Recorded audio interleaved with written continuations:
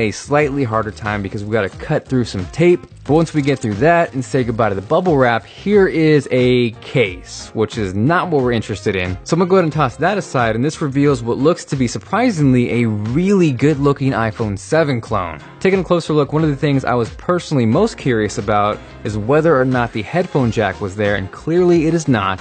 Now if we stack this side by side next to an iPhone 6s, it lines up pretty accurately with everything we've heard so far. Gone is the headphone jack, and in place of that is a second speaker grill, which in turn should give us stereo speakers on the iPhone 7. Personally, for the most part, I use wireless Bluetooth headphones, so I might actually fall towards the side of giving up the headphone jack for better sounding speakers. But regardless, if you were counting on the headphone jack staying, it is not looking good right now. Now the other noticeable difference when stacked side by side next to the iPhone 6s is of course the camera, which is way bigger. This lends itself to be an upgrade not so much towards the megapixel count, which should remain the same at 12, but rather larger pixels, which will actually be really helpful and is part of the reason the Galaxy S7 has such a great camera this year. Now with this clone lining up directly with the iPhone 6s, there is no sign of a dual camera. If we do see that, it's either going to be on the iPhone 7 Plus or the iPhone 7 Pro. The only thing up in the air right now is whether or not Apple's going to have 2 or 3 models. There is totally a chance we see the iPhone 7 and 7 Plus with the single larger camera, and then a third model, the iPhone 7 Pro with that dual pixel camera.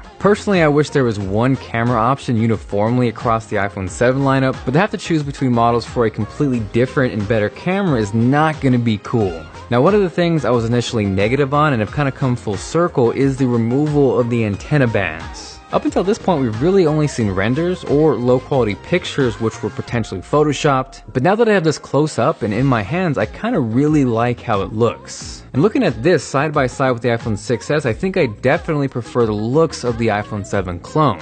Now the downside and the reality check for everyone is that it looks really close to the iPhone 6s. There is not a lot different between the two. Obviously those who continually upgrade to a new iPhone every year are going to buy this phone, but if you're coming from an iPhone 6 or especially an iPhone 6s, this is not going to be drastically different. The one positive note is there should be a bump as far as storage goes, so the iPhone 7 should be the death of 16GB base iPhones. More than likely we'll see 32, 64, and 128GB models, and if we are to see the highly rumored 256GB model, I would suspect that's only going to be on the iPhone 7 Pro if that's released.